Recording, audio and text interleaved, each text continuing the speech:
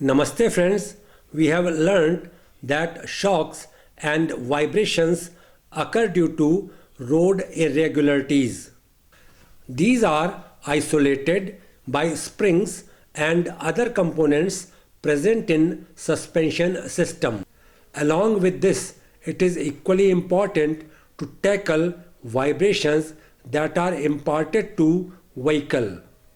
Vibrations occurring in vehicle are required to disappear gradually. It is better known as die away of vibrations. Vibrations may occur periodically or randomly. If these vibrations have frequency equal to their natural frequency, resonance is said to occur. Resonance may cause damage to the components. Therefore, it is highly undesirable. Dampers can make vibrations to die away. These are also known as shock absorbers. To achieve die away of vibration in a damper, force is applied in a direction opposite to that of instantaneous motion of suspension. Die away process is commonly termed as damping process or simply damping. Dampers are generally hydraulic type and act as strut. These have telescopic shape.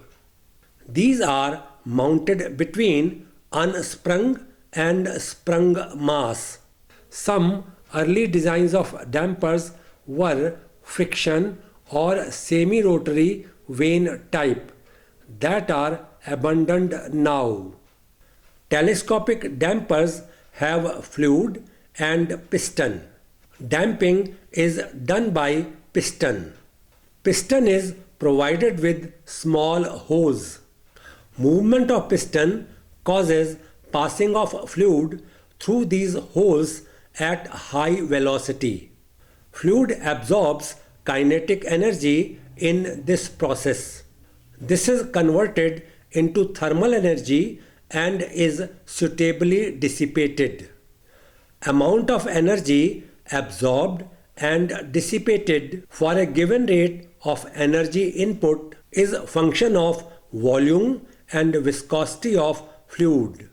It is also function of size, geometry and number of holes in piston. Resistance to damper deflection is a function of square of vehicle velocity. Therefore, at low velocity, it may be even insignificant. But as velocity increases, resistance increases rapidly. Considering a situation when road wheels moves over a bump, referring to diagram that presents a wheel on left about to strike against a bump. It is moving from left to right as indicated by arrow showing direction of motion. Point A represents beginning of bump. Similarly, points B and C represent middle and end of bump respectively. Wheel moves up on bump from point A to B. It is known as bump stroke. During bump stroke, force is exerted violently, causing jerk to sprung mass. Intensity of jerk depends directly upon size of bump and speed of vehicle. It moves down from point B to C. It is known as rebound stroke. During this stroke, wheel with unsprung mass and sprung mass moves downwards. Sprung mass experiences rebound shock, but it is not that violent. It is due to weight of vehicle and suspension springs. Damper design should absorb maximum amount of energy for any bump size. This means equal damping action during bump stroke and rebound stroke. Bump stroke is accompanied by violent force, whereas rebound stroke is not, as already mentioned. This means more damping action is required during bump stroke and less damping action is required during rebound stroke. Dampers are so designed that they provide enough damping action during rebound stroke. If designed for higher damping action during bump stroke, then at the time of rebound stroke, carriage will move downward quickly. This may compress springs beyond their static deflection, and they may not be able to retain their original shape. Rubber bushes or blocks are interposed between axle and sprung mass. These take up vibrations of high frequency and small amplitude and provide additional damping action during bump stroke. Monotube damper. As the name indicates, this damper has a single tube. Piston is provided with passages through which oil can flow. A disc valve controls oil flow. Flow of oil determines damping action. Referring to diagram that presents a monotube damper, tube acts as a casing with pistons inside. Therefore, in diagram it has been named as casing. It is provided with eyes at two ends that are used to connect damper between axle and chassis. These are shown at two ends on top and bottom. Eye on upper side is connected with one end of piston rod that has piston at other end, as may be noticed. Piston has been sectioned to show inner details. There is a ring of holes. In section view, two holes can be seen. These holes act as passage for oil, as already mentioned. There is a disc valve on upper side as shown. It covers holes provided in piston.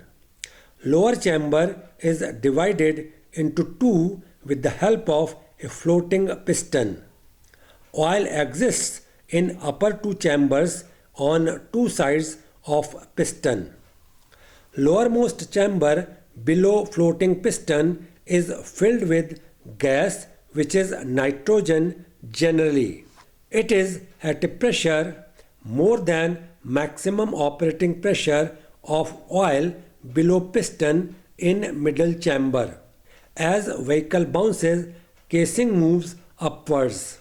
This causes displacement of oil from middle chamber to upper chamber through holes in piston. Energy needed to do it provides damping action. Gas in lowermost chamber is further compressed. Floating piston moves downwards to accommodate changes in volume of two chambers. Due to compression of gas, there is progressive change in the characteristics of damping. Double tube damper. It has twin tubes. One tube is inside other tube. This is done by keeping a small difference between their diameters. Referring to diagram that presents double tube damper. Complete damper has been shown on left hand side. On right hand side there are sectioned views of head H, piston P and foot valve F. These have been drawn separately so that their inner details can be explained easily. Taking up diagram on left, damper has two eyes at its ends. These are used to connect it with axle assembly and chassis member. Lower eye is attached with outer tube O as shown. Upper eye is attached with piston rod. Other end of piston rod is connected with piston P as may be seen. Piston P moves up and down in cylinder C. At top, cylinder C is sealed with the help of head H. Head H and upper portion of piston rod is covered with cap, which has tubular shape as shown. Foot valve F is inside cylinder C in lowermost position. A number of passages in the form of uniformly placed holes are provided in cylinder wall at its lower end. These connect space S between outer tube O and cylinder C that acts as reservoir. In diagram, two such passages can be seen below foot valve F. On right hand side at top, sectioned view of head H is shown. It has gland G and passage. Gland prevents any leakage that may occur due to piston rod passing through head. Oil scraped off by gland goes to space S between outer tube O and cylinder C through passage shown on right side of head. Piston P shown in middle has two concentric rings of hose. In section view, you can see two passages on left and two on right side. Outer ring of hose is covered by valve V1 that is operated by disc spring D as shown on upper side of diagram. Another valve V2 is operated by a coil spring CS shown on lower side. It covers inner ring of hose. Foot valve F is third component shown sectioned on lowermost side. It is quite similar to piston with two concentric rings of hose. Here these are operated through two valves on upper and lower side as shown. Upper valve covers outer ring and lower valve covers inner ring of hose. Cylinder C is filled with oil that acts as working medium. Oil occupies space S partially. As I on lower side moves up, outer tube and cylinder move with it. Oil moves upwards and passes through piston P. It passes through outer ring of hose by lifting valve V1. Due to piston rod, volume on upper side of piston is less. Therefore, change in volume on both sides of piston is not same. It is less on upper side. Difference being equal to volume of piston rod inside cylinder. This causes flow of oil to space S through inner ring of hose in foot valve F. Opening of passage by valves in piston P and foot valve F determines pressure built up. It also depends upon speed with which cylinder moves upwards. As cylinder moves downwards, valve V2 opens in piston P and oil flows downwards through inner ring of hose. Piston P moves upwards, length and thus volume of piston rod inside cylinder reduces. This causes flow of oil from reservoir to cylinder through foot valve F. This flow occurs through outer ring of hose in foot valve. Excessive oil above piston P in cylinder flows to space S through passage provided in head H. As oil moves to space S, it carries heat. This heat is dissipated to ambient air around damper. Valves V1 and V2 monitor amount of oil flowing during movement of cylinder and provide desired damping action. Flow of oil through foot valve F contributes to damping rate. Internal bypass damper. These dampers are capable of providing varying damping rate. It is made possible by providing hose of different sizes. These hoses act as bypass passages. Base valve and floating divider are in second cylinder. Lower compartment formed by divider has nitrogen gas. Referring to diagram that presents an internal bypass damper. It has two cylinders as shown. These are enclosed in outer casing with cap at top. Eye as shown is at the top. Other eye is at the end of piston rod and is not shown.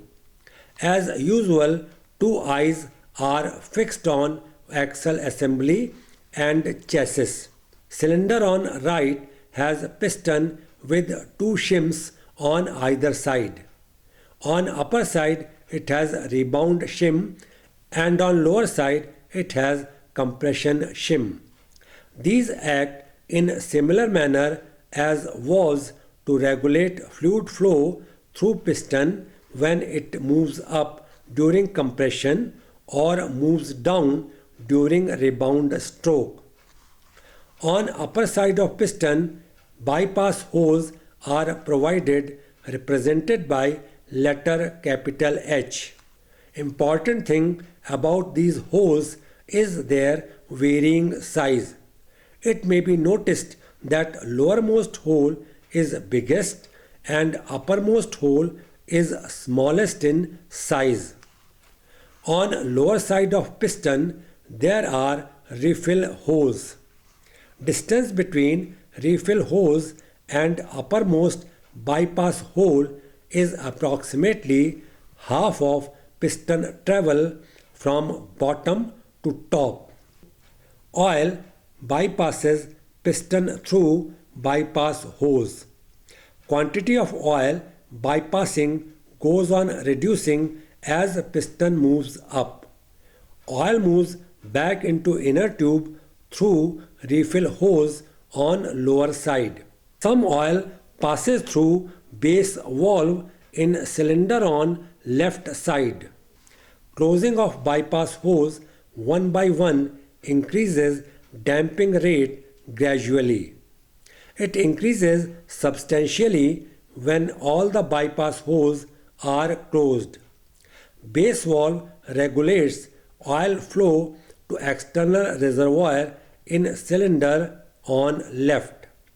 This makes damping consistent and destroys air pockets that may be formed in oil. Floating valve divides external reservoir in two compartments. As the name indicates, it can move up and down freely in cylinder. Lower compartment in external reservoir has nitrogen gas. Volume of oil keeps varying. This makes floating valve to move up or down in cylinder. As a result, volume of gas in lower compartment varies.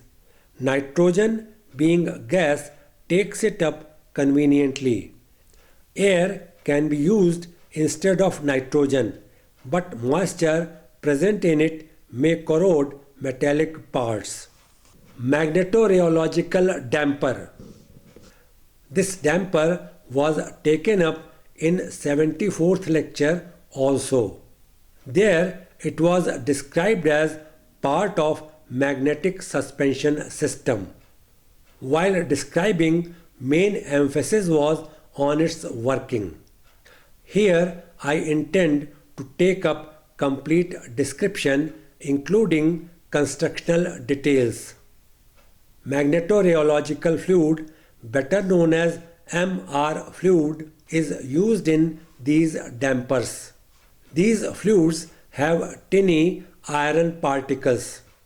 These tiny iron particles are arranged in line when magnetic field is applied. This creates resistance to fluid flow and provides desired damping effect. Referring to diagram that presents magnetorheological damper on left side. On right side, sectioned view of piston has been shown. Eyes at two ends are used to attach damper at two ends. Inside piston rod, power supply wire may be noticed. This supplies electric current to coil winding in piston. Piston is at other end of rod as shown. In chambers above and below piston, MR fluid exists. A diaphragm divides lower portion of cylinder in two chambers as shown. In lowermost chamber, nitrogen gas exists. Diaphragm moves up or down due to pressure variation in MR fluid. Nitrogen in lowest chamber helps to take up this variation. Taking up details of piston on right side, it has coil winding that is supplied electric current through power supply wire in piston rod. There are passages in piston on left and right side. Through these passages, MR fluid may flow from one chamber to another. In sectioned view, two passages can be seen. There are a number of passages forming a circle and are uniformly placed. Intensity of current determines strength of magnetic field. Strength of magnetic field determines resistance to fluid flow and damping effect. Electronic control unit that operates according to road conditions controls amount of current and so damping effect. Here I conclude present lecture. Thanks for watching.